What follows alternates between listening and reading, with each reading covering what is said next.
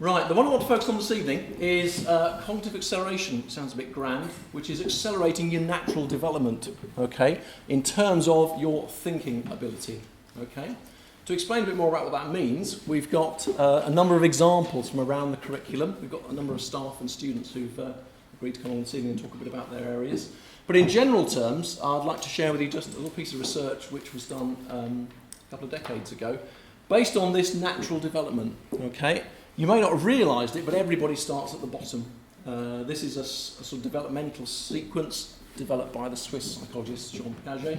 And you start at the bottom as a sensory motor, which means you learn by stuffing things in your mouth. And that's why toddlers and little babies and things just put everything in their mouth to find out whether it's eatable or not.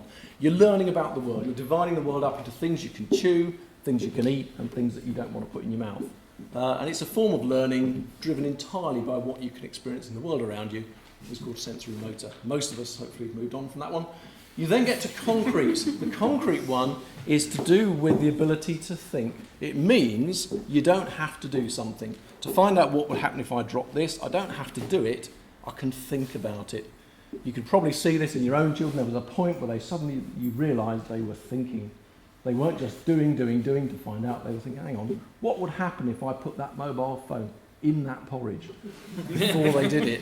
That's the development, you'll be glad to hear, as you beat them soundly. That was the development of concrete operational thinking. Okay? You can do it with simple things. There are more complex versions of it. We don't need to worry about the details today.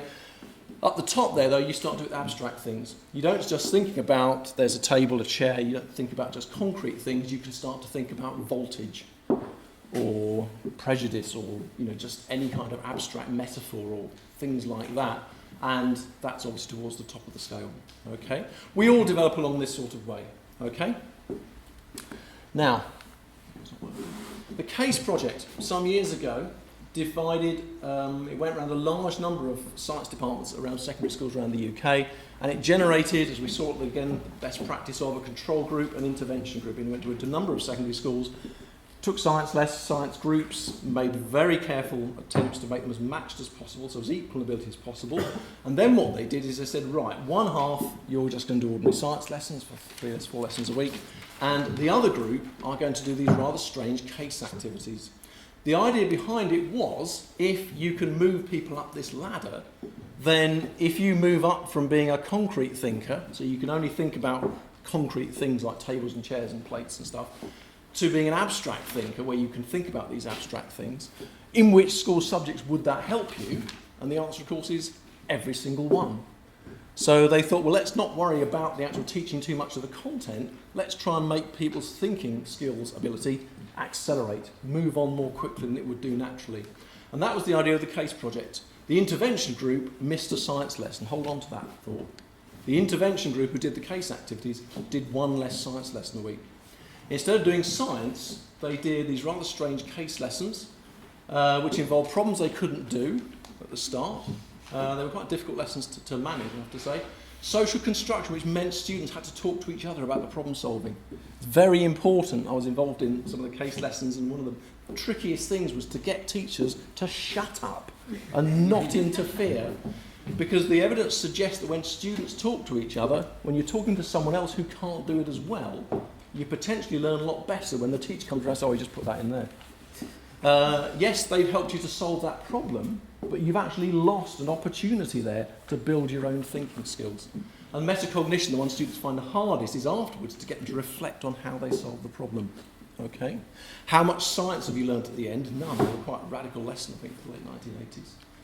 Let's do a very quick case activity. So you would expect to go to your science lesson, but unfortunately you have to do lessons like this involving some shapes. This is quite a sort of basic one. Where you have to spot the pattern. All the big shapes are squares, and all the small shapes are. Colour makes no difference.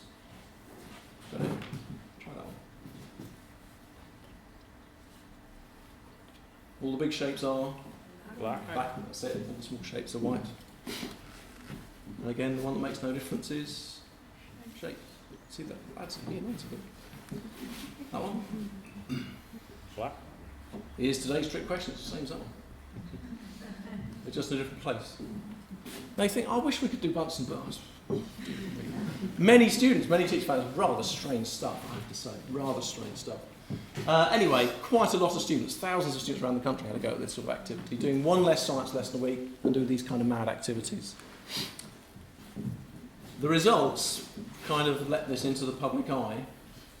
These students did this in years 7 and 8 and then did nothing else after that. They didn't do any other case activities.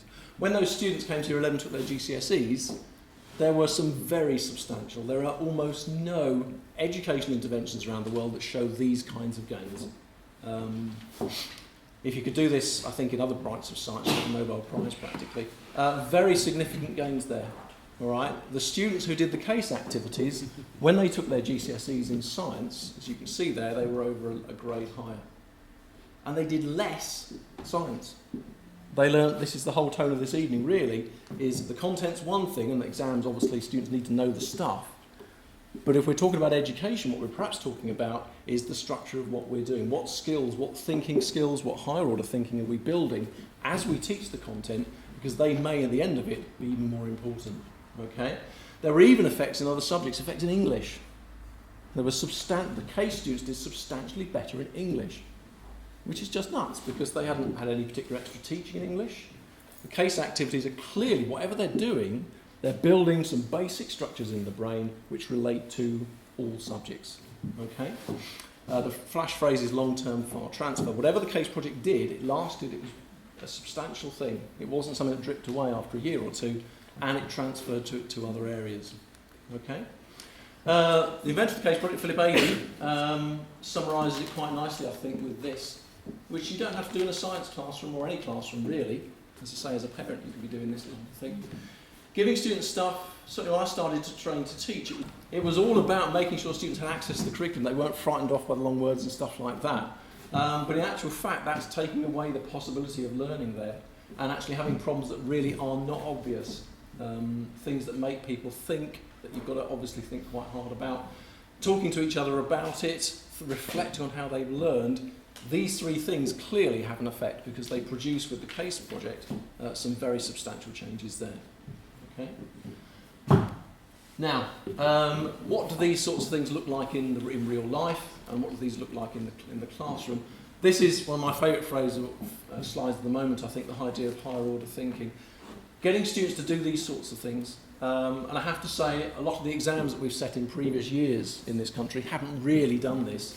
A lot of GCSE papers have been criticised pretty much every summer, and the papers come out and say they're much easier than they used to be. But this kind of challenge doesn't happen in the exam system as much as it should do. There are changes afoot, but as I say, if you've ever had to think to yourself, not solving problems like what's 2 plus 3, but solving problems like what job shall I have, who shall I marry, where shall I live, I think you probably went through multiple solutions and nuanced judgment and all those kinds of things. These are the real skills that students must learn. If students learn this and learn nothing else, you can probably imagine them being really quite successful.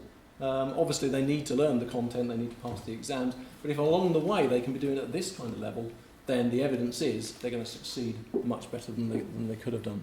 Okay?